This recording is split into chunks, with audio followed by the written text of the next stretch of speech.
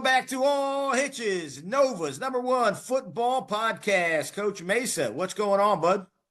I'm doing all right. I'm doing all right. Yourself? How you doing? I'm doing well. I'm doing really well, man.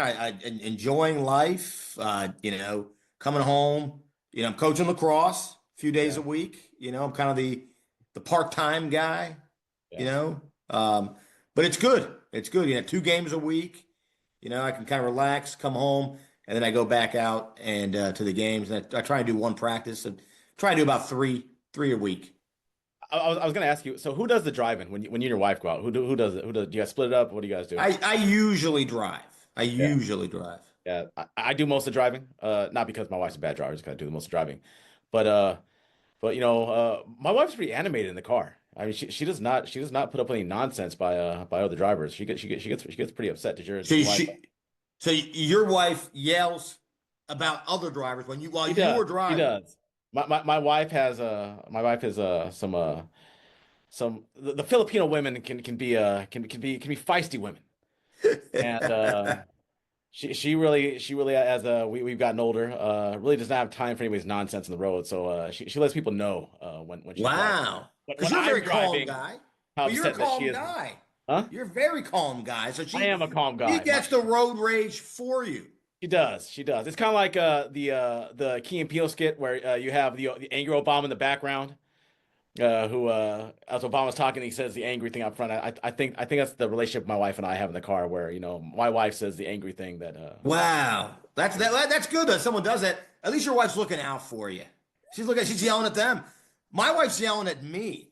I mean, I swear to God, when we drive anywhere, down the street to my parents' house, live 10 minutes away, 8 minutes away, I'm driving, and I'm not the best. I'm not a great driver. I drive fast sometimes. Maybe I, kind of slow roll, the Gold California roll. You guys created it out yeah, there yeah, yeah, by yeah. the stop signs, whatever. Here she's holding on to the freaking handle thing, the where you put your hanger on or whatever, and she's hanging on to it, and she's going, "Oh my God, oh my God, oh," and she's making these weird sounds like, "Oh, oh," oh. And then deep breaths like, "Oh," like like we're on a roller coaster ride, but I'm going 25 miles an hour, 30 miles an hour. It's crazy. And she's like, there's a pedestrian crossing. There's a pedestrian. He's like, I haven't even gotten 50 yards from him yet. I'm like, I see him.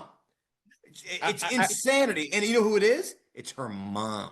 Her mom does that stuff. My wife does yell out and warn me about things that I think are way far away, and I think I've asked her. I was like, how do you think I think she thinks I am Dom Toretto in the Fast and the Furious in the car. I think she thinks I'm doing donuts and doing stuff like that, and I don't know. It's pretty wild. It's pretty wild. But I mean, you've been in a relationship as long as I have. We this year, me and my wife started dating. We were 18 in the year of 1993. So this will be where are we in 2025, right?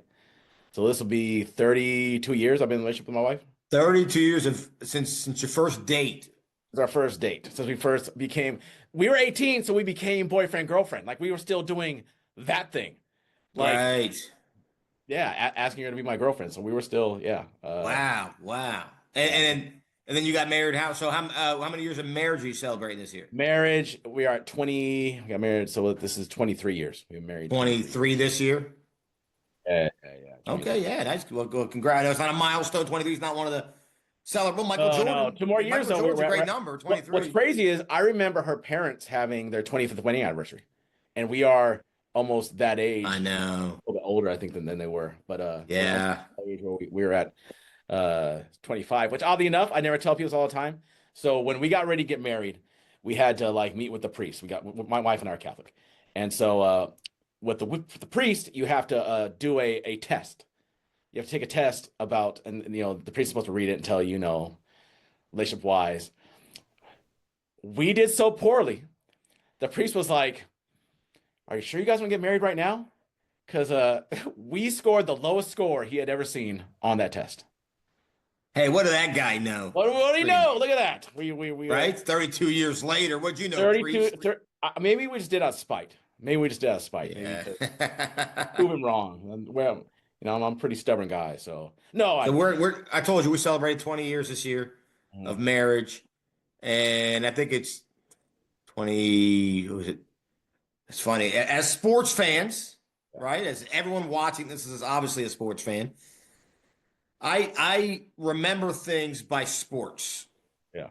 certain milestones, right? You know, and one that I always used for my wife as one of the first football games we watched together. So that's why I know we started dating that year. And that game was the Tuck Rule game. We watched the Tuck Rule game together. Don't get me started on that. But so that's 01, right? 02 because it was the winter, right? It was almost 02, but it was the C01 season.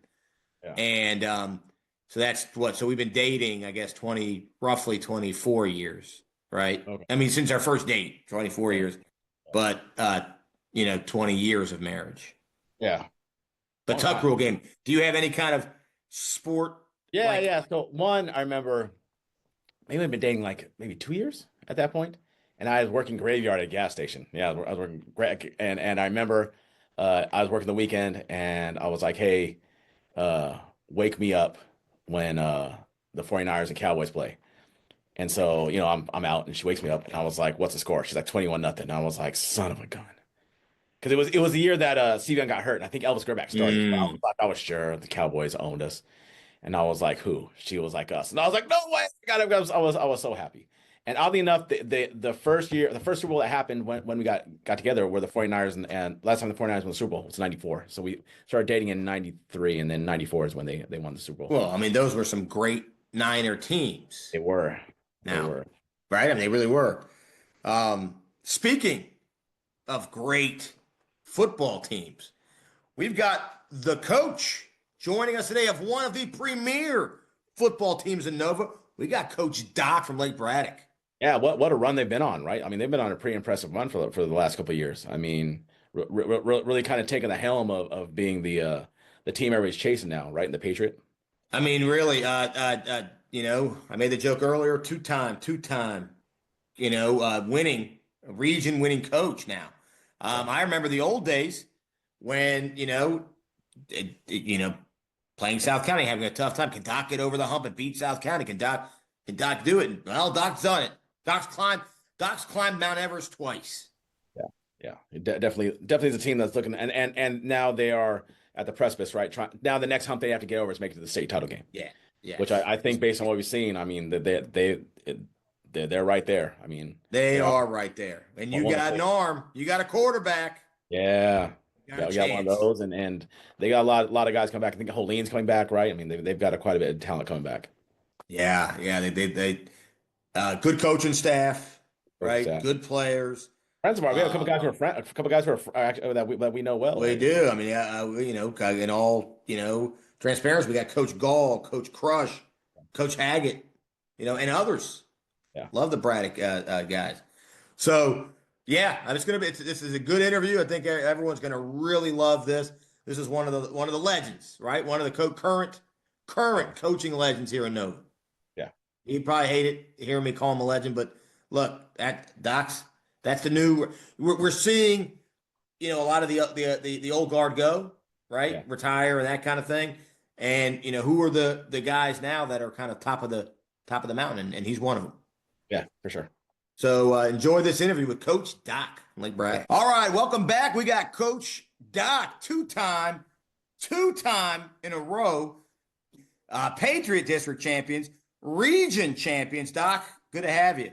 Thanks, you guys, for having me. Shout out to your show. I think it's really cool, and I hope it keeps going because y'all's coverage is cool because you guys are down to earth and your coaches and you kind of get it. So it's always refreshing hearing what you guys have to say on everything that's going on.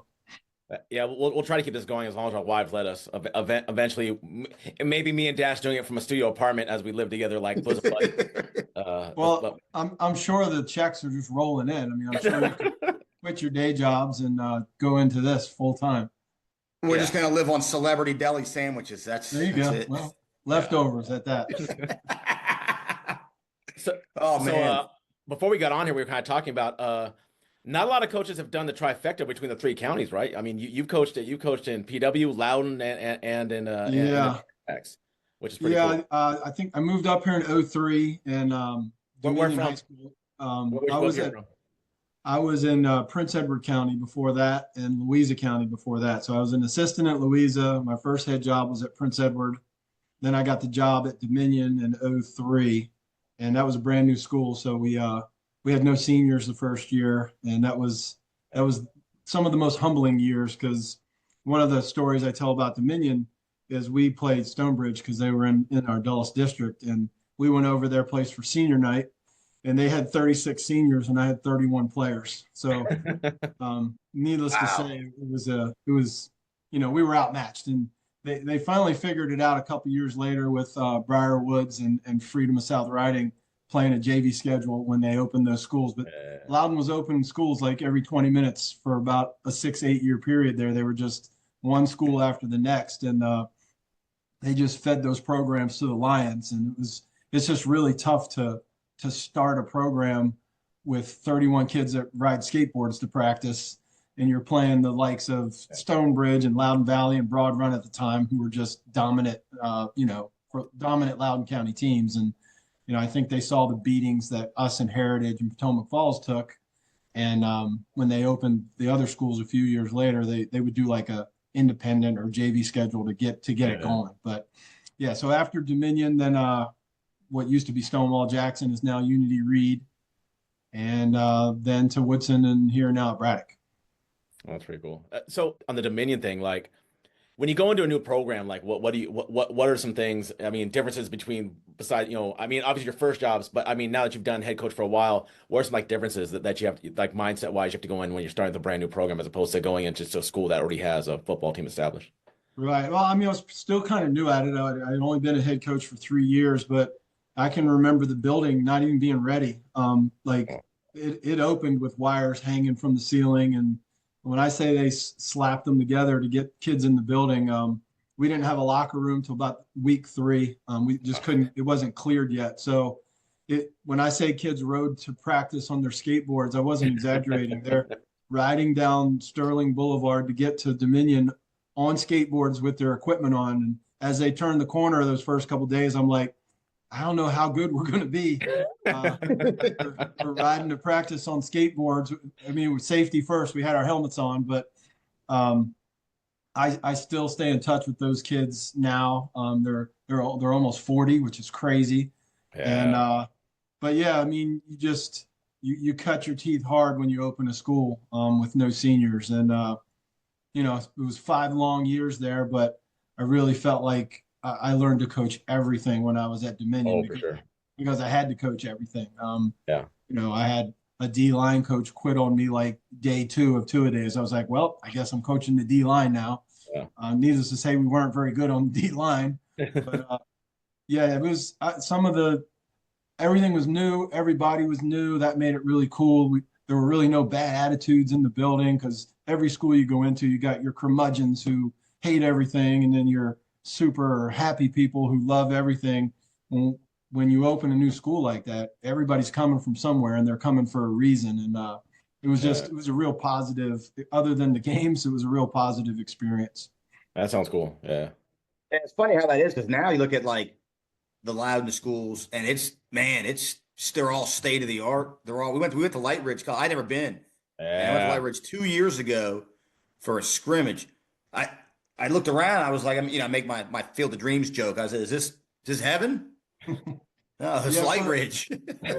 those early 2000 schools, they're all identical. The blueprint, they just had a different color awning on the front of the school. But you would go in and you're like, this is the exact same school. Mm-hmm. You're talking Heritage, Dominion, Potomac Falls, Stonebridge, even Briarwoods and Freedom. They were all built within the same 6-8 years. And I don't know, they must have got a discount on the blueprint by just building every single name.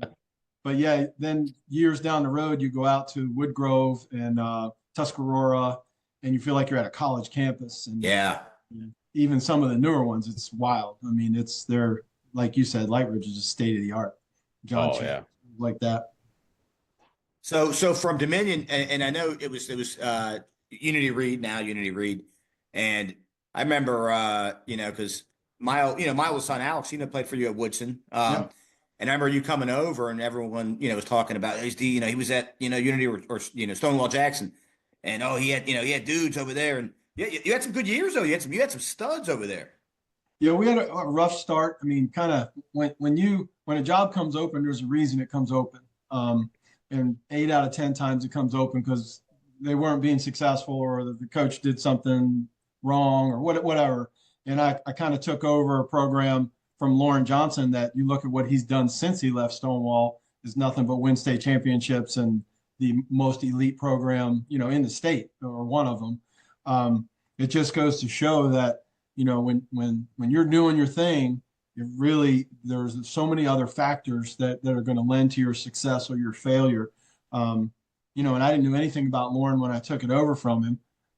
But it was a rebuild, and it wasn't that he wasn't doing a great job. It's just certain communities. I mean, you look at Alexandria City; they just have so much turnover, and the same issues that plague a school like Stonewall when I was there in the 2008 to 2013, coming to practice, understanding the value of consistency every day, and those were the things we battled with. About midway through there, we had some talent and we developed it. And there's still 2 guys that played for me there that are in the NFL now. And that's pretty cool. I mean, Tim Settle came and spoke to my Lake Braddock team right before the Madison State semifinal. And, for him to still stay connected with me and come talk to the team was pretty awesome because I'm sure he's got, he lives in Texas now. So he was just home visiting some friends. And it was right before the playoff push for them. And, just there's caliber of player out there in that little Manassas pocket was we had some guys for sure. And those last 3 years there, we were pretty dynamic. It was fun. It was fast football. We were just super. We happened to run into Centerville team in 2013 that was pretty good. We thought we were good and potent, but that team was completely different level. So. Well, I kind of piggyback what you're talking about as far as like, teams that have big turnover and stuff like that. I think sometimes, and we all work in education. There was a time I know when I played, I'm sure when you played, all my coaches were teachers on campus, right? They were all and they were all at the same school for 20 years, right? They didn't go anywhere. Even if there was a change in the head coach, the same guys would be out there coaching. And I think sometimes when a program has a lot of turnover, you can just point to the fact that there's not a lot of guys in the building. Because when you get guys in the building, they're committed to the school, right? They're not just committed to the program; they're committed to the school, which I think sometimes, unfortunately, we live in a day and age where I think there are schools out there that don't kind of value that. They don't value it. They don't see the value in having that and how important it is, especially when you have schools, and that the kids need that consistent adult around them all the time. And I think that's unfortunate that we've come to a day and age where some administrations kind of don't see that kind of stuff. The real key to that is your administration understanding what you just said. And if your administration does not value your coaches in the building, you're fighting a battle you're not going to win. Because I've been at schools where you just said where me and one other coach were in the building, and then I had 6 or 7 coming from their construction site or their police job. And I'm pretty blessed at Braddock. We have, I think, 9 coaches in the building. That's awesome. And I've built that up over the years. It wasn't always that many, but for stuff as simple as hang the laundry or, hey, I got a kid on the other side of the building and keep showing up late to a class. The teacher keeps emailing me. You're down there, check on him, or hey, go meet the buses out front, or the mom's bringing the team meal. I need you to open door 7. Just all of the things that people don't understand. If you have help in the building, and for all the reasons you said, the kids are so much more connected. They feel that sense of community. You're able to build your culture around, these adults that you trust with these kids. Yeah. And the tough thing is right holding on coaches because it's a very small group of people who are off by 2:30 every day. Right. I mean, it just is. I mean, job wise, and they can be solid guys. I mean, I can't tell you how many times, I've hired a coach and he's a good guy and he knows what he's doing. He's like, I got shift change. I can't do it anymore. And sometimes it's like it's in the middle of October. And what can you do? I mean, you can't be like, well, you made this commitment to this football team for this $500 stipend. You got to be here. I'm sorry your kids have to eat, but we got to give my $100 back. Yeah, my staff in Prince Edward was me and 3 guys at one point. We didn't have a freshman team. We just had JV and varsity, but it was about 90 kids total. And one of them was on the fire department and one of them was a police officer. So at any given moment, we were down to 2 guys and 90 Yeah. kids. So I have a complete respect for that. We have a coach on staff now that I can't mention his name, but he's like Jason Bourne. He'll send me like a text with like a symbol that means I won't be here today. I'm like, okay, he works for the government and I'm not allowed to ask questions, or I might not make it to the next day. But I get what you're saying, and to Yeah. have the guys in the building is Yeah. the most important thing for your Yeah, staff. 100%. Like you said, they go to basketball games, they go to baseball games, they get it. They're in the cafeteria, making sure kids are acting right in the cafeteria. So it's just to blanket your kids with coaches in the building is a huge advantage. And also get to know them as a student, right? I mean, I can't tell you all of us here, right?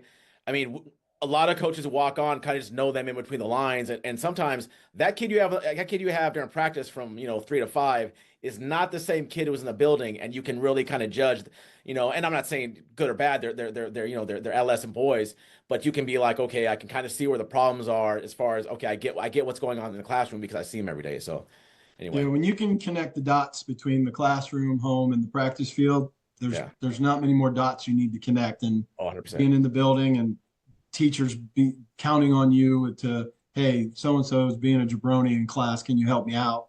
And we 100%, try to step up and help them out. Yeah. So, all right. So Dominion, and at that point, now you open Dominion, you go to Stonewall, and like you said, it was kind of, there was a reason why, even good jobs are open sometimes. So at this point, you're kind of the king of the rebuild. And then, I mean, you got to do it again. And that's when I met you for the first time. So you get hired at Woodson, and I know that era really well. When you came in there, Mm-hmm. and that was a rebuild. And I remember my brother who had just graduated before you got there, and he said, "Oh man, they're going to be running some run and gun offense." And I talked to a lot of the guys who just graduated because they were, my younger brother's class, and they were bummed. They were like, "Oh, this guy Doc's going to have some fun over there." And guys started coming back. You started getting some basketball players, started getting some baseball players, guys who had kind of gone away. Talk about your experience at Woodson a little bit. Well, I was commuting like crazy when I was at Stonewall. I was living in Leesburg, and so round trip, I was driving like almost 70 miles. My kids were, between 4 and 6, and their activities were starting to ramp up. So towards the end of Stonewall, my daughter was getting ready to go into high school, and so I went on a job search, and Woodson happens to be where my wife went to high school, and I had applied for the job after the deadline. I just didn't know it was open. And when I talked with Checo, he was like, "Yeah, I'm sorry, you missed the deadline." And we just got to talking. I said, "Yeah, well, my wife's she graduated from Woodson. I won't say the year because she'll probably throw a spoon at me right now." But he was like, "Well, you should have told me that. Let me see what I can do." And one thing led to another. I got the interview. It went well. We hit it off, and it was a real exciting time. My daughter was a freshman my first year there, and got to spend those 3 years with her in school and riding with her to school every day. So, it was kind of, I probably could have stayed at Stonewall and cranked out a couple more 10-win seasons, but it was the right thing to do for the family at the time. And every time I go over to Woodson, there's a little part of me that regrets leaving. It was just such a cool place. And, people they're just different there. They're just connected to everything that goes on. And not very many people wished me bad intentions when I decided to leave. And I still see people around the community that, "Oh, we miss you." And, how's everything going? They're just kind, genuine people. And we had a lot of fun, had some really great kids. It's funny seeing Will Cogan at these events acting all grown up and administrator-ish. And it's just funny seeing, guys like that. And Pat Riley was a QB we had, and he's probably jumping out of a helicopter as we speak, rummaging through some countryside, and just, really cool. And a lot of my daughter's classmates, she had 4 or 5 of them go to West Point with her. And Kyle Hamrock was one that played for me, and he ended up playing sprint football up there. And it was a great place. Like I was sad to leave. And even Saturday when I went up there with my wife, just looking around, even though I had to look at that giant porta john in front of the ticket gate. It's just a great place. You get a certain kind of feeling when you walk on campus, and that never goes away. And we tried like crazy. We made playoffs for the first time in a couple of years, and there's just when you're at that point, when you're at Woodson, it's an uphill battle just because your conference is so competitive. Yeah. And at the time, Braddock was strong, South County was strong, Robinson was strong, everybody was strong. Yeah. But Woodson was 3 really great years. So actually, I had a question when you're at Woodson because I think you still hold the record for most points scored in school history. Because I was looking through some of the records, I think you have it. So I know they were a run heavy offense before you got there. What was that transition like? Trying to transition to a no huddle spread. I mean, what was that like to try to get them? I mean, did you feel like the kids picked it up pretty quickly? I mean, did you have any were there some learning curves in there? I mean, how'd that go? I mean, what you remember? Obviously a while ago, but Yeah, no, I mean, they loved it. I mean, whenever you talk about when you're a wing team and you come in and you say you're going to have 4 and 5 receivers and you're going to go up tempo, no huddle, and you're going to go and score. We scored, but we just had trouble stopping people from scoring. The trenches was just the hardest part. Was we just didn't have that many big dudes, big gnarly dudes in the box. And I once was at schools where I had to run the wing too, just because we didn't have any, we had to run it just to eat clock. And yeah. But we had a ton of success at Stonewall, scoring quick. The downside to it was sometimes you run 3 plays and only 10 seconds roll off the clock and you're punting again. But the kids really took to it. I think we got hired in February, Marchish, and we hit the ground running. A bunch of the kids were playing a spring sport, so we had to kind of wait for them. Kids bought into the weight room. That is the backbone of any program I've ever run is the strength and conditioning off-season program. And those kids were their eyes were this big because I'm like, yeah, you're coming in the morning and then you're coming back and we're gonna outwork people. But I think we scored 50 a couple times. We had that scored on us a couple times too. But it makes practice fun, and you don't have to condition at the end of practice because you're just running the whole practice. And we put time on the clock, and they got to get a certain amount of plays done in a certain amount of periods. But yeah, they seemed to be just what they needed, and they were really just what I needed. It was just a great community, great bunch of kids, and every Friday we were fighting. Sometimes we were on the wrong end of it, but those kids would run through a fiery brick wall for me.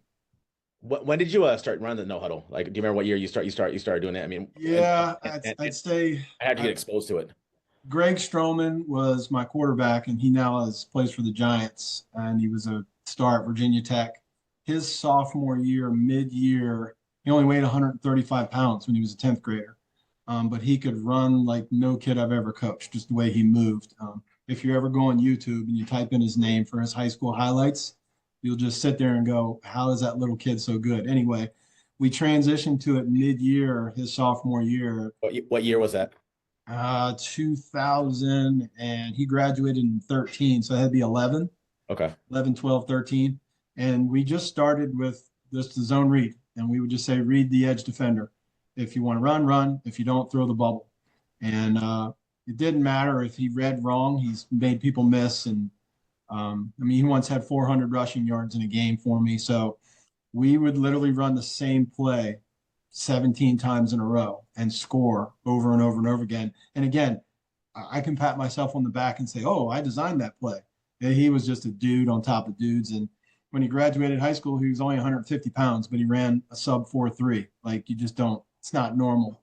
And so it was really because we had a guy to do it. For too long, I was trying to fit a square peg into a round hole. Or run into double wing because we can control the clock and simple blocking scheme. And, we don't have to throw the ball. And I met a guy from California. He brought in that air raid mentality, and I let him call plays. And once we put Greg in the mix, I've never looked back, and I haven't been under center since. And people crawl up my backside all the time when we're inside the 5. And why are you in the shotgun? Well, that's what we do, and we're not gonna get under center unless we're taking a knee. And we had heard us you heard us at the game when we were talking about it. Mason was yelling, "Why is he under shotgun?" I said, "Mason, that's what he does. All right, shut up already." So we played West Springfield at their place, I think 2 years ago, and we were up by 2. We just kicked a field goal to take the lead, and probably had no business winning this game. We ended up winning it, but we were inside our own 1. and we're in shotgun. And I'm like on the headset going, we're 4 yards deep in the end zone. And we were just jamming the quarterback to the line of scrimmage. I don't know how we didn't get a safety, how we didn't lose that game, but we the next week we did go under center a couple times, just if we get in that situation again. And we every Thursday now we'll do 2 or 3 snaps under center and just run the tush push or something to not go backwards. But yeah, it's served us pretty well. And people told me coming to Woods, you can't run that stuff with those kids. They're not athletic. They're not this. They're not that. I'll tell you what they are. They're smart, and they learned and they did what they're coached to do, and we figured out what could work, and we tried to capitalize on that. Yeah, I thought it was smart when you did it because, at the time, and this is what I was telling, my sons and my brother. I said, look, he's not only going to get guys back in the program who have left, the basketball kids and the baseball kids, the receivers. You need those DBs and receivers, and it's going to bring kind of that buzz, right? That you remember a name, China Moon? Yeah, yes, sir. Of course. China's playing lacrosse, and I caught wind that this kid could play. Blah blah blah. He's not going to play football anymore. He's retired, and I said, all right, let me talk to China Moon. First of all, you got a great name. I want to go. Great name. I want to go eat at your restaurant just because of your great name here. So I pull him aside and I said, why are you thinking about not playing? And he obviously didn't want to play. And I said, how about if I promise you we'll throw you the ball or hand you the ball 20 times a game? He was like, at wing back? I go, no. I go, at slot receiver, and you'll return kicks. And I said, and I gave him some links to some huddle and some YouTube clips. I said, take a look at the stuff that we do. It was Monday. I get an email from him because I'm not even at the school yet. I'm still at Stonewall. He's like, I think I'll play. So, a matter of 36 hours. And he was a catalyst. He brought, he's the Pied Piper. He brought some other kids back into the fold for us. So it helped us be able to have some kids in that first year to be able to do some of the things we wanted to do. Yeah. Who else? Do you know offhand? Let's just go with Patriot at that point. Was anyone else running that offense at that point? I felt like it was pretty new. West Springfield was shotgun, and they were running concepts and a lot of bubble screens. That's. And it was hurry up. Was it fast paced too? I think so. I think they were in a no huddle, but they were throwing fades, bubble screens, and running zone, which is good stuff if you got the guys to do it. I mean, if you look at Hayfield pre this last set of coaches, that's all they did. They ran fades and bubbles and inside zone. And if you could run with their guys, you could defend it. And that's kind of the concept that we're gonna try to outnumber you. We're gonna motion. We're gonna shift. We're gonna make you show your hand, and then we're gonna have a few options at the line of scrimmage. And like when I said the kids were smart, they couldn't always execute what needed to get done against superior teams, but they made the right decisions and they were smart. They got what we were trying to do. We were just 1 or 2 guys away in some of those games from being able to keep teams from putting 40 on us when we were putting 30 on them. Yeah, and you're talking about like people saying you can't run this offense because you know the athletes. I think sometimes people think that you're in the spread because you think you're more athletic. And I remember the first time I ever was in a offense that ran a no huddle spread, it was because we couldn't. The more people they put in the box, the harder it was on us. Every time you add a guy to the box, the defense adds another guy to the box. But if you can make those linebackers get out, like get into space, and it makes things easier on you, right? Because you'll be able to quickly identify who's coming, who's not. So I think sometimes people think that the spread is about just showcasing because you have better athletes. No, it's about spreading the defense out to make sure that you have some room to operate, as opposed to having to deal with 6, 7 guys in the box, and all of a sudden you're outmanned and you're just getting overwhelmed. Everything we base our decisions on is about space and numbers. Yeah. It helps if you got a guy like Billy Edwards or Daniel Leposki that can spin it anywhere you want it to be spun. And we've been pretty blessed at the quarterback position over the years. But we went through a couple of guys here recently that couldn't spin it the way those guys could. But space and numbers. If we can out leverage you and we can force you into a situation where you got to make a choice and we can read off that choice. So when you look at everything that we do, it's so much smoke and mirrors. We're trying to do 3 or 4 things, and we put this facade out that, they're over here, they're over there. Now we're just trying to get you to show your hand, and we're trying to take advantage. If you lean one way, we're going to try to hit you when you lean. Yeah. Yeah, and that makes, I mean, to that point, the move to Braddock, right? And I know people were bummed, and when it happened, but it makes sense, and it made sense. I mean, you were able to now to take that offense to do the things you wanted to do with, I mean, a school that, like you said, I mean, you go back and some of the quarterbacks that they've had, you know, going back 20 years, it's just ridiculous. And now, I mean, you were kind of match made in heaven at that point. Yeah, you talk about the Michael Niebricks, the Caleb Hendersons, Jack Darcy, who I got for a year, Kyle Edwards before him, Ty Crabb. I mean, it's pretty absurd, the lineage of quarterbacks since 2009 to 8ish. It's wild. So to be able to build around that has put a lot of points on the scoreboard, and a lot of people coming to games, and it's when the weather's warm, it's an exciting place to be. When it's cold, it's crickets. It doesn't matter what we're doing. When it's cold or the weather's bad, you turn around and there's nobody there. And that's disappointing at times. But when we're playing September and early October football, and you turn around and there's 500 or 600 students in the student section, and we're scoring, and our announcer's doing what he does, and it's a fun place to play a football game. And even before I got there, my last year at Woodson, I went and watched South County and Braddock play. They were both 9-0, and you talk about a war. There was about 7,000 people there. It was, and the job wasn't even open at the time. I was not in the market at all, but I can remember sitting there on the visitor side, going, "Man, what would it be like to coach here?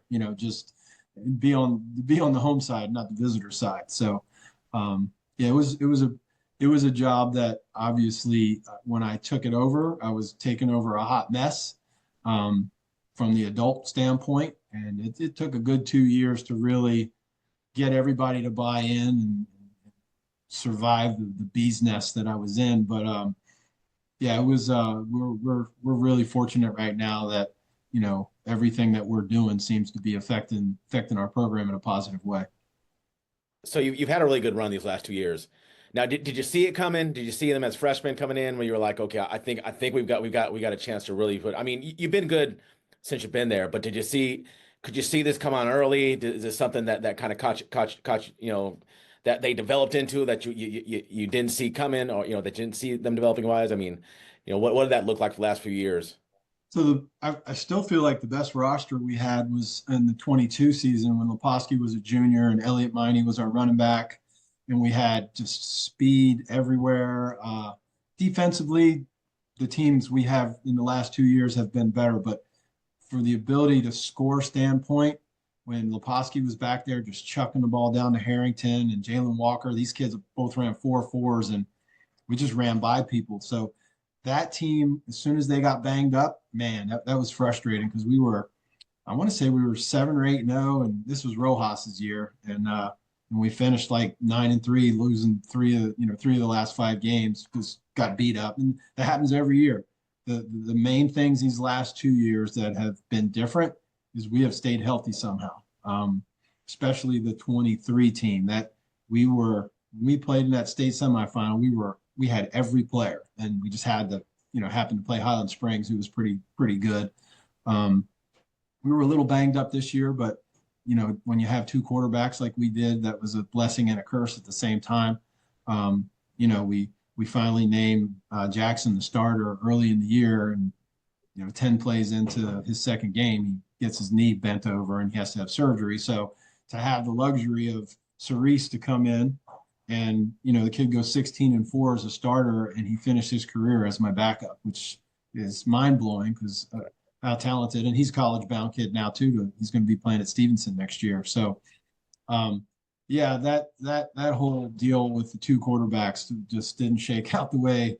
It was tough because I felt like I had the 2 best quarterbacks in the conference on my sideline, and it was tough. Yeah, I agree with you. I was curious what you were going to say to Mace's question on that one, and I would agree on that 22 team. I thought that you guys. Yeah, it's funny how sometimes on paper, that you look at a team. Elliot Miney was something else, man. He's just. I mean, he's still he's still battling knee injuries, well, at college, but when he was at his best, his sophomore and senior year, holy cow, that dude, it was like Sonic the Hedgehog back there. You couldn't tackle him and you couldn't catch him. And then you had Leposki that could throw it anywhere you wanted. So, that was just we went from the top of the mountain, 4 or 5 guys got banged up and we were struggling just to stay in games. And then sometimes it's like little things, right? And sometimes it's just circumstances, opponents, certain matchups. We were talking to Alex about the Woodson 17 lacrosse team when they won the state title. And sometimes we talk, he says, sometimes he's like the 16 team the year before. He's like, I thought it was even better because we had the same guys. He's like, but we had, and then 2 years before that, when you had, you mentioned Kogan and some of the China Moon, some of those guys on top of the team that they already had. But, maybe the conference was down that year. There was other factors too. You mentioned Rojas, 1 year later, if Rojas is gone, you have that same squad, you're rocking and rolling. You don't have to worry, probably even with some of the injuries. I mean, health is everything and the last 2 years has really proven that to be true for us.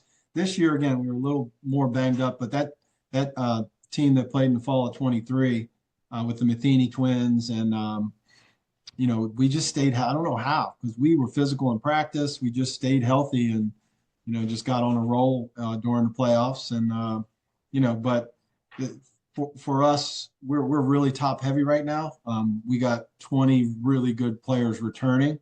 And then there's a giant drop off that we're working like crazy right now to develop these kids in the off season because we can't look. The fall of 26 right now is so we're gonna really coach our butts off on our lower levels this year to try to get them ready to contribute this year, but then take over the year after. So again, you brought the offseason, and so one, did you change anything your offseason wise to try and make sure your guys are kind of stay a little healthy, and two, what does your offseason look like for you right now? So for us, it's always a balance between the kids that are in the personal fitness classes, which myself and another coach of mine teach, the guys that are playing another sport, and then the guys that aren't in either one of those. And you really have to find the right mix, not to overdo it, not to underdo it. You're always going to have about a dozen that just don't want to do any of it. And sometimes you chase them, sometimes you don't. We're in a position where we don't have to really chase. If kids aren't showing up, I mean, we had 188 kids in the program last year. So we have a lot to choose from. We had our rising freshmen. There were 72 kids at their workout today. And we're kind of set on just keeping that team at 50. I don't know how I'm going to do it. I've never cut before. I don't want to cut, but our strength and conditioning program through the winter season is 3 days a week. That's the don't overdo it part. And when we start the spring, after the 2 red weeks we just had, we add Monday back. So now we're 4 days a week and we're going outside. So the winter, we're just doing an hour, 3 days a week, get them in, get them out, no cardio, nothing but heavy grinding, lifting. And we make it as unpleasant as possible because that's where we build that culture of, if I can get through this crazy stuff these grown men are making me do, then on the field and in competition and in battle, it's a lot easier. So that's been my philosophy all along, is make that off season just awful, but great at the same time. And we have kids that totally get it and buy in. We have about 30 kids playing spring sports. And I think we had 52 at our older kid workout. And like I said, almost 72 at the freshman workout today. So the freshmen are only working out, when I say freshmen, they're 8th graders. They're working out twice a week. We don't want to overdo that at all. So we're just doing them, an hour and 20 minutes twice a week, Monday, Wednesday, get out. We'll feed them every once in a while, put t-shirts on them, walk around the school, like they're the guy. But we really go extra, making sure that our guys understand how important it is to be consistent and to work hard in the off season. Yeah. Wow. That I'm still, fixated on the 70, whatever. Well, wow. That's impressive. You can have about 45 of them. We're trying to feel that out, but that, and winning begets winning and losing begets losing. Yeah, for sure. Both sides of that pendulum, where I think my first year at Woodson, maybe we won 2 or 3 games, but I would go over to Frost and I couldn't get a dozen kids to come back over and work out with me. I have, we have at least 100 kids have been to one of our rising freshman workouts, and about 50 of them have been consistent every day. But you're not going to find that. We have a cheat code with the kids being in the building. Being a secondary school, I see them in PE, I see them in the cafeteria, I see them in the hallway, and I got kids saying hi to me. I don't, hey, how you doing? I don't know who they are. They're eighth graders, but they want to wear the jersey on a Friday to school. So we have that going for us in the right direction right now. For those schools and coaches that aren't going in the right direction, it's hard work, but you just got to get a core group of kids to believe in what you're doing, and then it just spreads, but it spreads in either direction. So right now we're fortunate to have it spreading to the point where, I don't know, we might have 200 total kids this year, but I don't have enough helmets. So I don't know what I'm going to do there. Well, you send him, like you said, send him down the street. Now 7-on-7, you guys, I know you did the strength little contest with little competition with Herndon last year. You're gonna do that again? You're gonna call Josh up and set the rematch? We are. We're gonna have them come out to our place. We'll do it, one morning or afternoon in July, and it was a lot of fun. We did like tug of war. We did a bunch of agility drills. We did a bench rep off.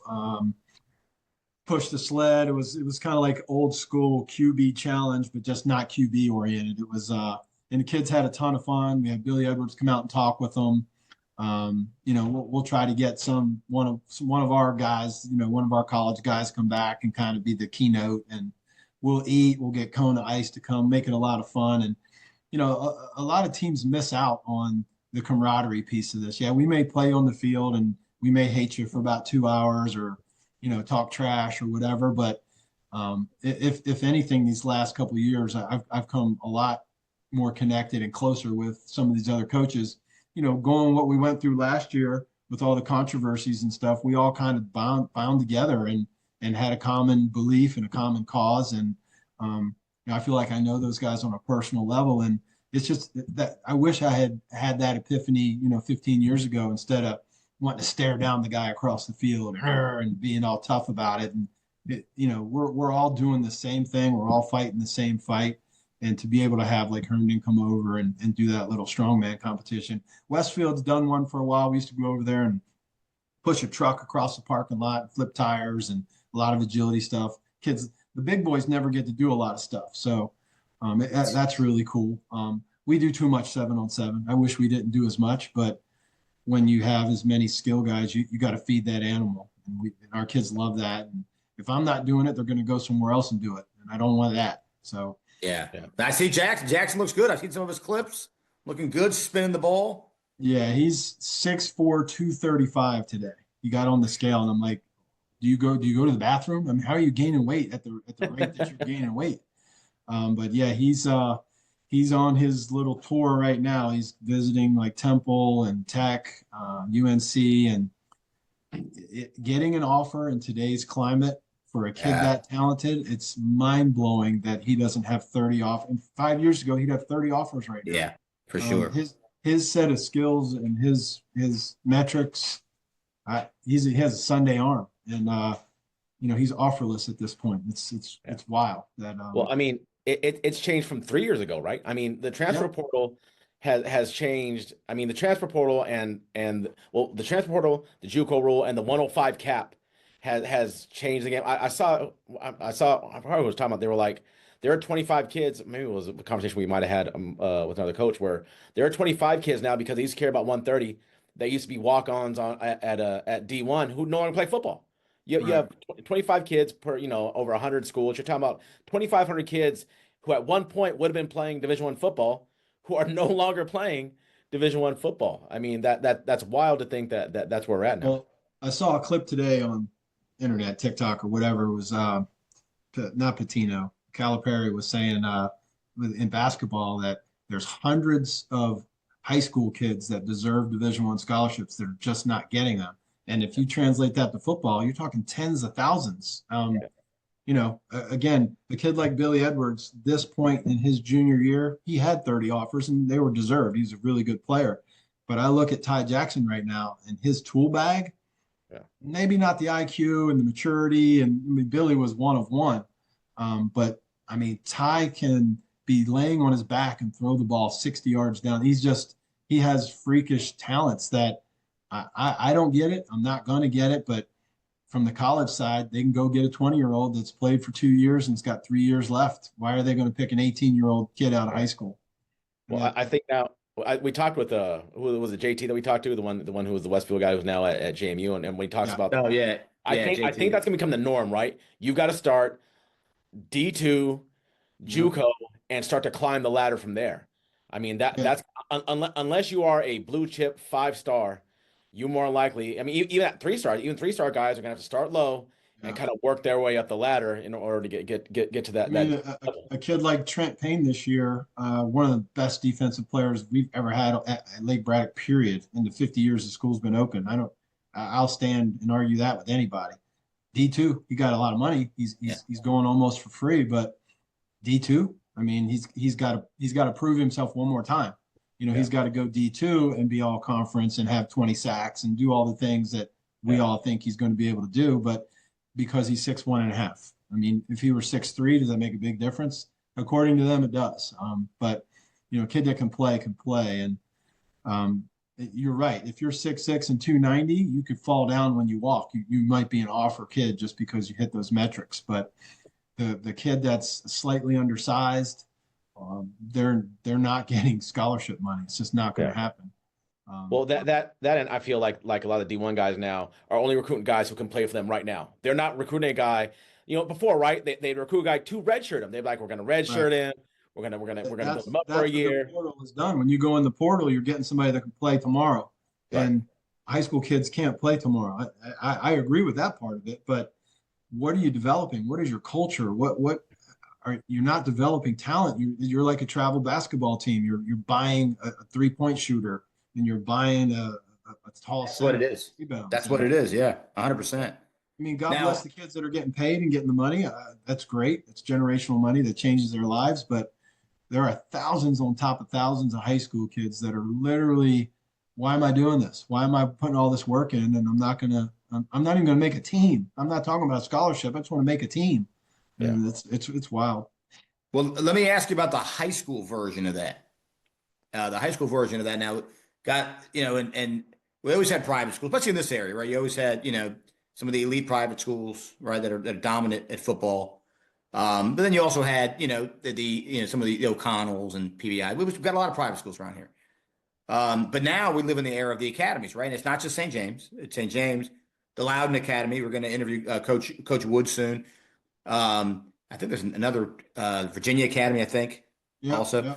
And there's probably more coming, right? And then you also always have the Mount Zions and those kinds. So I feel like now we live in the age, and that's kind of sort of the high school kind of version of that now, with guys kind of leaving a high school and saying, okay, I'm going to try that place or try this place. I'm curious, as a veteran coach, who obviously has a lot of talented players on team year after year. Is that something that some of the coaches are kind of worried about, guys leaving, or what do you think about that? I think the minute you're not successful, when you've been successful, you got to worry about that. People put numbers out all the time. And in 8 seasons at Braddock, we put 51 kids in a college, whether it's a walk-on scholarship or just a roster spot. So I think for us, we're year in and year out, we're cranking 5 to 6 kids to play college ball. And this year's no different. I think we have 4, and we'll probably have 5 when it's all said and done. But the minute that drops, or you have a 6-4 year, which, or you have a human year where it just doesn't go well and you don't win games, kids are going to start looking because all that flash, all that internet stuff and all the social media, that content is what drives the bus for them now. So yeah, we're always looking over both shoulders. We've had a number of kids contacted in the past by the O'Connells and the PVIs, and they're allowed to do that. I don't like it, and I'm sure several of them were contacted with the most recent St. James opening up because it's so close to home. Up till now, we haven't lost anybody that I know of, unless somebody's going to surprise me in the next coming weeks. But, if your culture and your program, if you make it an environment that kids want to be in, which I feel like we are right now. But I'm not comfortable. I don't think anybody's comfortable. Because if St. James is a success right out of the gate, that's going to be problematic for a lot of public schools around here. And more power to them if they play a national schedule and can compete. And yeah, that's going to be the IMG of the Mid Atlantic, if you want to call it that. Obviously, they're going to have to do something about a school facility other than, I mean, the training is top notch for sure, but I don't know what they're, again, I'm just spitballing, but I don't know what they have to offer as far as like classrooms and school environment and things like that. But I'm sure they're going to build, and it wouldn't surprise me to see that thing go either way. I'm not in the middle at all. I think they're going to crush it, or they might get crushed. But I think if they do crush it, then all of the public schools are going to be on notice. Your top 3 or 4 guys might be down the road. Yeah, and unfortunately, I'm coming from California. A lot of times, kids don't understand too. When you go to programs like that, they're not done recruiting when they get you, and that's one thing the kids unfortunately understand, right? Just because they recruited you does not mean that they're the next year they're not going to try to bring in somebody else in. So I think, unfortunately, sometimes it can be really transactional, and I don't think the kids see that necessarily. Which again, it's the flash, it's the right. new, it's a nice sales pitch, but what are the majority of those kids going to do December 10th when it's all done? Now what? You got 6 months of school left, or what are you going to do? So I think the reality of it will probably set in on this year's group that's at that academy. And I don't know. I'm curious to see how it shakes out too. But do they go back to their base school after that, or I don't know. I'm sure that those types of discussions are going on over there about that. But I think it's a pretty pivotal and important for them to really smash it in this first year, or I don't know. How people are. They're the Joneses. They're gonna want to see what the Joneses are doing. For sure. So no, I agree. I think it's gonna be fun to watch. Not only them, but all the new academies that are coming.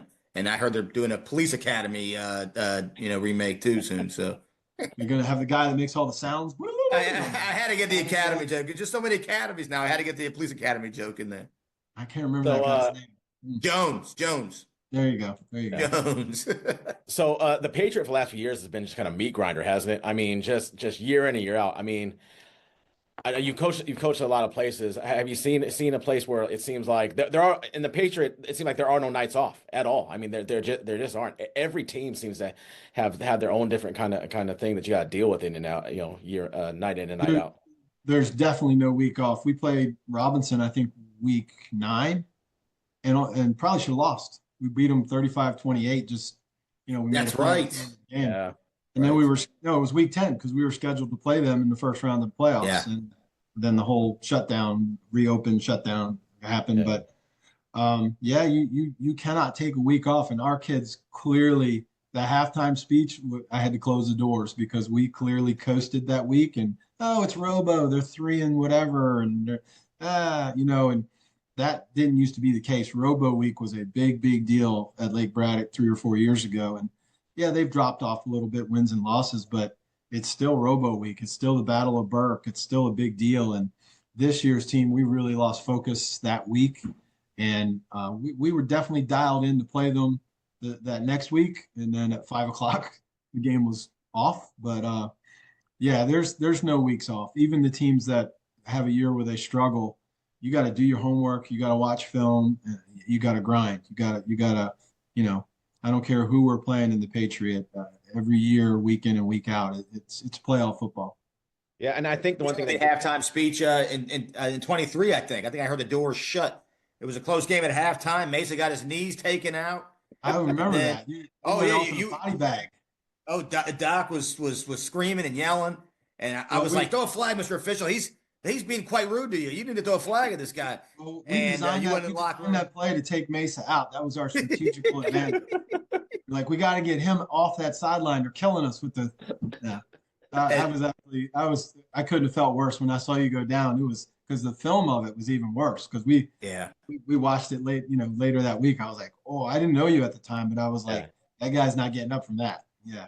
Yeah. I gotta pay 3 month vacation out of it. So there you go. Well, glad to help out. Glad to help.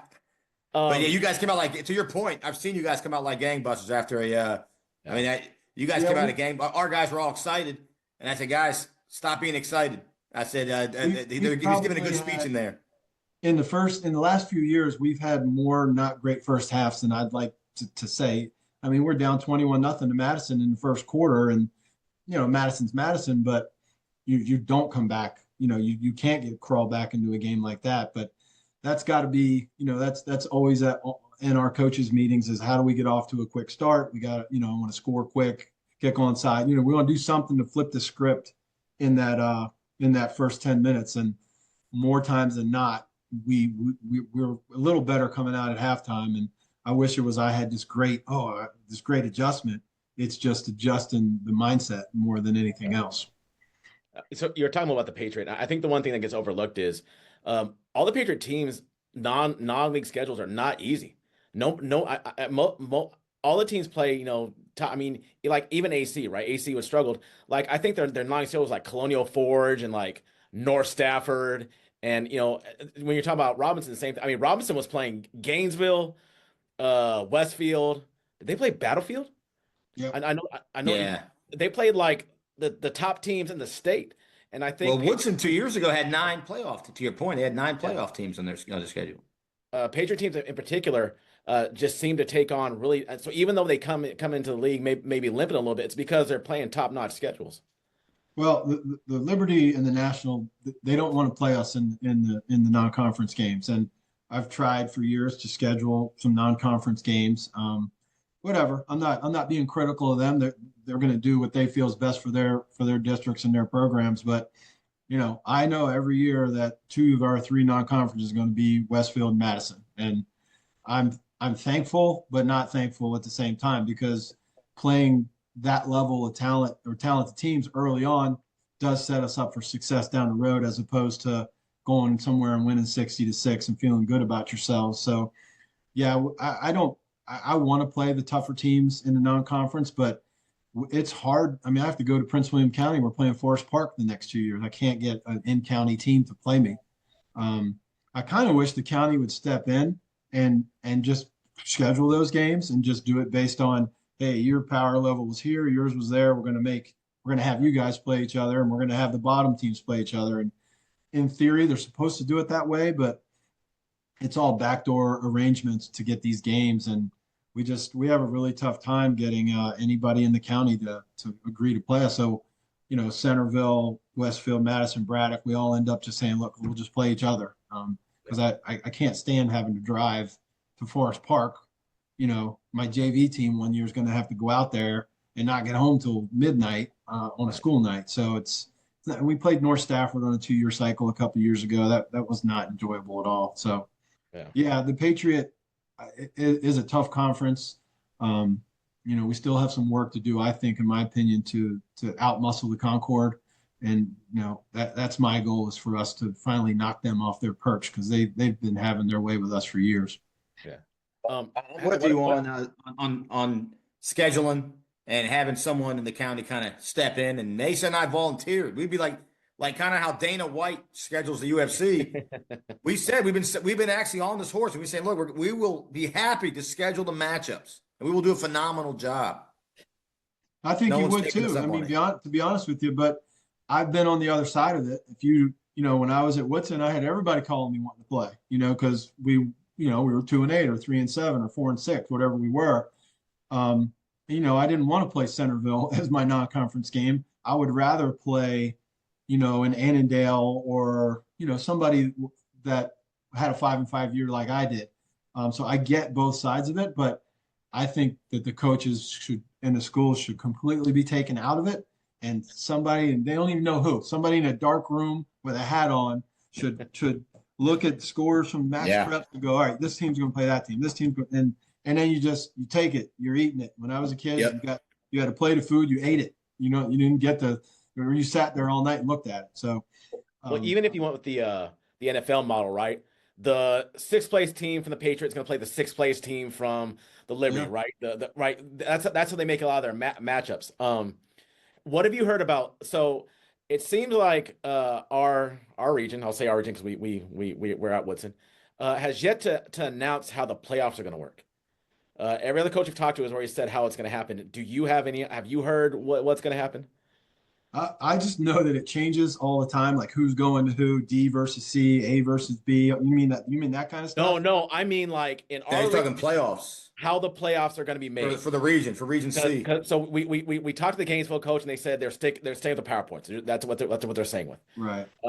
The Region D are doing 4 and 4. The Right. top 4 are Concord, the top 4 are Liberty. Have you heard, Yeah. or can you at all divulge what you may or may not know? I think we're going to stay PowerPoints. That those discussions have been made or have been had, and my AD has kind of brought it to me, and she kind of this is how I read the room when they're at the DSA meetings, and she's like, I think it's going to stay status quo, just because making the change is going to be require more work, and they don't want to do more work. They don't want to cover more games. They don't want to have to do this. So if I was a betting man, I would bet that we will have it the same way we just have previously had it. If they go to the format that Westfield and those guys are going to, so be it. But I've learned over the years to not get too wound up in stuff like that, because you're really just a small little piece of any of it. No matter if you coach 1 year or 30 years, they're going to do what they want to do. As long as your DSA is communicating with you and projecting your wishes, which I flat out told her I don't really care. I mean, I'm focusing week to week on our team, and we'll go and play wherever we got to go and play. I care. I want the max preps scoring. I think that the max preps, we looked at it. Mesa's the numbers guy. Mesa's the stats guy. We kind of looked at the numbers, and I felt like on average, you would get six Patriot teams in, and you'd probably get 2 national in. I think that's what it needs to be, 6 and 2. Fair is fair. They don't want to play the other side. Then that's what you get. But I think that's the other issue, right? I mean, if you want to play that way, then the national has to start playing us. I mean, then you got to play, right? That's right. Play us. I mean, I think that's what it is. If you want to keep because teams like AC, well, we'll use AC and Woodson. On a lot of years, Woodson and AC finishing at even 8, right? Finishing last in the at 7 or 8 spot or 7 spot in Patriot. You tell me. I mean, we've talked about this, but they're going to beat a lot of those teams in national. Well, you look at, our first round playoff game the last 2 years has been the top. Mount Vernon has been the top team over there, and it was a 50-point game at halftime. No offense to them. I'm not taking a shot at them, but no, it is what it is, right? They were playing some more competitive games pre-conference schedule. Yes. Maybe they could at least have an idea of what's coming down the pipe, because it's not always going to be this way. It has been this way for a while, but we played Mount Vernon a couple years ago, went double overtime, and it was a war, and that was, I think, 2019. They had a really good team. And, I think that team would have been better served if they hadn't have beaten up on Little Sisters of the Poor their first 3 weeks of the season. But, again, it's easy for me to say things like that because, we're winning, and the teams that aren't winning, they don't want to play us in week 2. I wouldn't either. But that's why I wish it was just taken out of everybody's hands. Just some sort of formula, do it based on your last 3 years, what your record is, points for, points against, whatever spreadsheet you want to spreadsheet, but make the first 3 games, all your non-conference games, somebody else picks them. Yeah.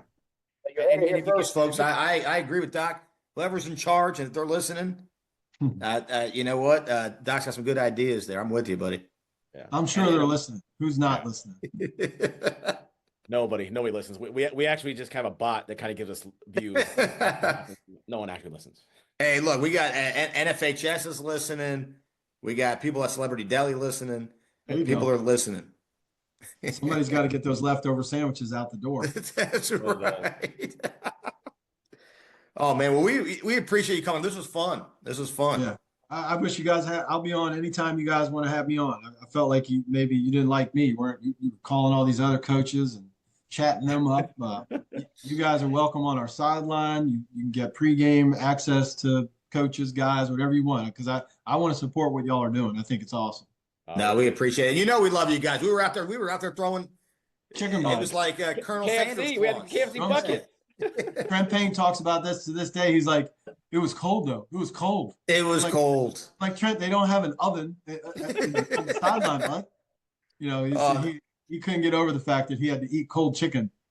Cold chicken's actually pretty good sometimes. If all the KFC. foods, if all the foods, cold chicken's key. Spoiled Burke kids, man. They're spoiled. He's not been in college yet and woken up at 10 a.m. and been like, we got leftover chicken. Hooray. That's right. That's right. Well, Coach, we'll do it again soon. And actually, at some point, maybe send us some stuff that you got going on over there. The one of the competitions, something else, and you guys we'd love want to to come come out. cover that? You want to come cover that thing with Herndon? I think that'd be Oh, pretty for cool. sure. Yeah. It's going to be in July sometime, probably after the Red Week, obviously, but it's a couple hours and it's a lot of fun. It was awesome last year. Like I'm looking we'll hang forward out to for sure. looking forward to stepping that up this year. Yeah, let's do it. Let's do it. All right, Coach. Well, thanks again, and we'll talk soon. Appreciate you guys, man. Take care. All right, thanks, Coach. All the best. All right, you too. All right, well, loved every second of that. I enjoyed every second of that. Coach Doc, really bringing it. Yeah. The one thing I was really surprised with when he told me his numbers, almost 200 kids in a program. Nowadays, that's unheard of. You know, the biggest program I've been a part of probably had 200 plus kids, but in today's day and age, with a lot of football programs, barely. I mean, Prince William, a lot of the teams can't even carry 3 levels. They're only carrying 2 levels, and he's rock and rolling. But I think the thing he brings up that's a really good point is, unfortunately nowadays, kids are going to go where they're winning. Right? If you're winning, kids are going to come out for your team. And we've seen it with lots of programs, and not just his program in football. We see other programs as well. You start winning, kids want to come out, be a part of that program, because they see the flashing lights, they see the good times everybody's happening, and yeah. And how about the journey, right? I mean, you started at school that's just opening up out in Loudon when Loudon was, a lot of it was pretty new, and to make that trek, and then the Prince William, right? Kind of trying to rebuild over there at what was then Unity Reed, or what was now Unity Reed. And then, coming to Woodson and trying to, rebuild Woodson. And then, after that journey, finally, you land at a school that is a powerhouse, right. And that's kind of working your way, right? That's not someone who, because you see some cases where some guys are just throwing the keys to the Cadillac early. Yeah, and that wasn't the case with Coach. He kind of had to make his way to that powerhouse. And we talked before about pay your dues, right? Pay your dues, learn how to do all this stuff, and the lessons you learn are kind of valuable, right? If you get it thrown too early, sometimes you're not sure what to do with it. You don't do well, and then it kind of gets tough to get back to the level. I think paying your dues is really one of the key things in the story. Yeah, I think so too. And you brought up, you said one of the rare guys with the trifecta. Can you name, at top of my head, current coaches that have coached in 3 of the different regions of Virginia, with Loudon, Prince William, and Fairfax? I know you're going to say one of them. Go ahead. No, I'm saying I haven't been here long enough. I can't think of it. You can think of one. Yeah, that he's not coaching currently, but Coach Van Acker. Coach Van Acker, he did. Oh, you're right. Oh, I don't know. I forgot that. That's what I thought you were going to say right away. That's an easy one. I know there's others. I just can't think of any right now. But current coaches, that are still kind of actively coaching.